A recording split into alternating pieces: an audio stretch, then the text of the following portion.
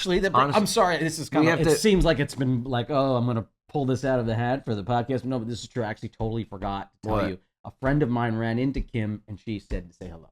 Ah, totally forgot. Thank you. But yes, she did. Fantastic. And now we're going to be speaking with Kanye. Oh my God! I hope she's happy. I wish he would call in. That would be the greatest call ever. Would it be though? Yeah, I don't think so. I know. What would you guys say? We're just cool it. I would say no. I would say. I would say. What would be a question? Question? What are you thinking? Okay, what are you thinking? That's good. I don't think I a question for him. Yeah. What would be your first question? Are you going to repair your relationship with Balenciaga? How are you? No. That's what I'll ask him. No. He never stopped his relationship with Balenciaga. That was the problem. He never did? No.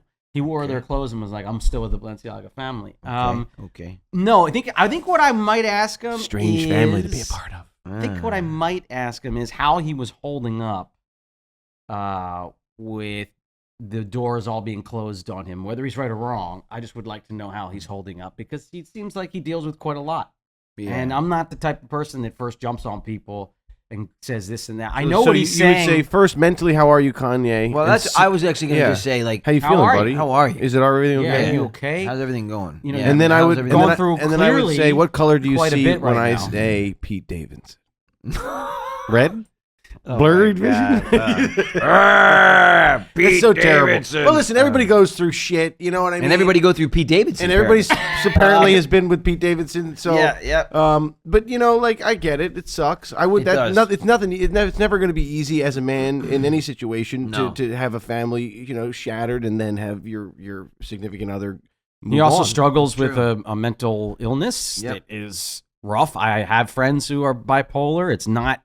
Yeah. It is not easy, and it's exactly what we're seeing played out. But we're talking about him, so people need to. Well, honestly, I think that was the point of it. I don't think he realized how hurtful it would be to everybody, because when he posted this symbol, which we all understand it's horrific symbol, and then posted at the end, "I'm the type of person who can love everybody." I think he was trying to get attention with that, with the message of everybody's allowed in my camp, and he unfortunately missed the fact that doing something like the weight of that symbol and how it affects so many is unfortunately you're not going to have a good outcome. The outcome you wanted is not what you're going to get on that. I totally agree. That was just hurtful. I totally agree. Well, all right. Well, guys, listen, I thank you for that lovely conversation.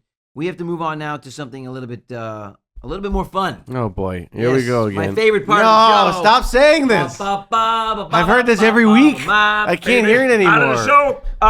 We're going to be talking to a guest who's calling in, and we always like to hear about family dynamics as we talk about. Well, you guys get to see a lot of family dynamics here on this podcast, and they're going to enjoy this guy, Johnny, who has a fun story to share. Johnny? He said. Smiling in a special way. Who's Johnny? They said, you know I love you. All right, Johnny, that is a song, by the way, from DeBarge, and it was a soundtrack song for Short Circuit. Yeah, was it Short Circuit? I love that movie. Of course, yeah, great movie. A great movie for kids. If you haven't seen it, if you haven't seen Short Circuit, check it out. Check it out. It's great. Short Circuit, fabulous 80s movie. DeBarge. Oh my gosh, DeBarge was killer. Feel the beat of the rhythm of the night. Oh. Feel the beat of the rhythm of the night. Dance until the morning light. Forget about the worries on your mind. You can leave them all behind. Oh, I feel like when you say feel the what did you say? Feel the beat of the rhythm of the night. It sounds like a Wind Talker code or something. Yeah, feel the beat. But that's what Win he said. Wars feel the beat with of the that. rhythm of the night. That's how he sings it, dude. Feel the beat of the rhythm of the. I can't even speak that phrase. I'm such an idiot. That phrase? You can't speak, period. There he is, everybody. Johnny, he's got a story to tell us, and we want to hear it. Johnny, how's it going, man? Checking in with you, brother. It's going good. Thanks for having me. I appreciate the musical introduction. I actually am a pretty big DeBarge fan. Yes! Despite my age. I appreciate it. Score! Yes! Cool, man. I like it. Go, dude. Oh, my gosh. The heart is not so smart. No, don't tell me, girl. The heart is not so smart. That's another DeBarge song. I don't know that. Yeah. Well, okay. How about Deep Tracks with how DeBarge. about, no, that's not. We're gonna get Deep Tracks That's now, a big hit. How Johnny. about Who's Holding Down and Now and I keep wondering who's out. She's knocking around. Anyway, we got DeBarge all day for you, Johnny. Wait, is that song about Donna? The girl. Yeah, I Donna. love it. My mom's name is. I like that song too, but I remember I heard that my mom's name is Donna, and it always confused me You why remember this guy Dad was would always singing sing that. Yes. Dad would sing that when that song came on. 'Cause yeah. Our mom's name is Donna. So anyway, Tell us about you, man. yes. Enough Okay, about DeBarge sweet. and us. It's about you now. Go ahead. Yeah, so I'm 21 years old. I'm from upstate New York. I have 4 older sisters. I'm definitely the baby of the family. They're all honestly around your age. So Okay. yeah, they're big fans of you guys, and Cool. I'm a big fan of you guys as well. Honestly, Cool, so man. Thanks, appreciate you man. having me Awesome, on. brother. Now, did your sisters? Yeah, Did of you course. did you find out about us through your sisters? Yeah, definitely. We got to thank those lovely One ladies. of my favorite movies ever is Mrs. Doubtfire. Hey! Yeah, Cool, man. yeah, definitely I will. Cool. That's awesome. Yeah. That was awesome. It was very One of good. them's honestly, one of them's probably out here listening by the door. To be honest, Okay, she's cool, pretty man. excited about it. Very That's cool. so cool. Tell us, you said that like you have like ongoing jokes with your sisters, because we always obviously, and we've talked in episodes previously, but about how comedy, we always try to relate through that, right? We grew up, everything's a joke. We try to find those moments, even when times are tough or when we're arguing. If somebody can break the argument with a joke, it all the tension goes away, and you just end up being able to just resolve whatever is going on, or you move on. And what you remember about it is the joke you made. You don't even remember kind of like what you were fighting about. You know what I mean? So anyway, 100%, yeah. We've been through some tough times, as all siblings have.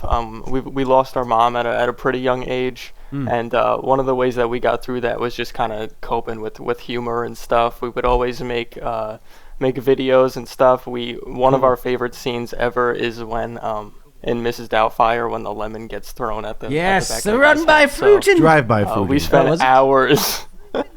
Drive-by food. Yeah. We spent hours like recreating that scene alone, Cool, and that is man. like a very special memory that we share, and just a bunch of little stuff like that, just picking out the little things and enjoying it, and Cool, man. Well, I'll give you a little inside story on that scene because I happened to be there when it was being shot. Yeah, And, please. So that was not a part of the script at all.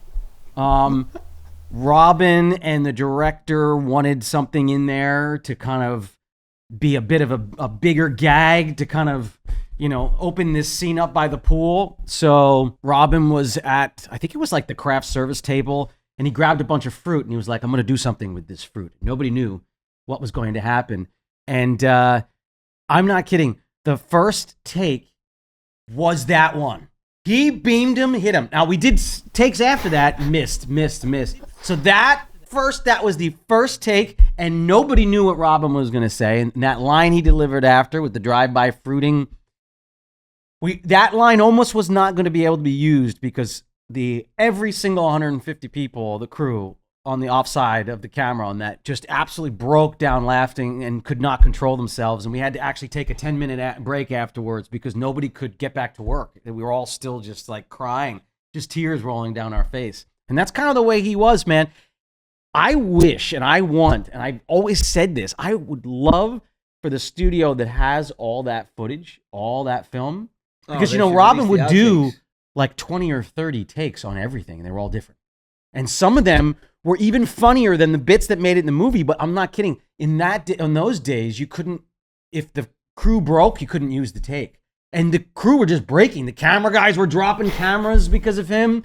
So I would love for them to get that footage and make a B-roll from the outtakes in that movie about Robin, because, man, I can't believe that they haven't done that. there is an epic wealth of entertainment on those film reels that have never been seen, and I wish they would do it because they were going to make a sequel, and then unfortunately he passed away. So now I feel like as an homage, they should put all that footage out there for everybody. I want to see it. I'm sure your family would love to see it, So, but anyway, that was a little behind the scenes there on that 100%. film. Everybody.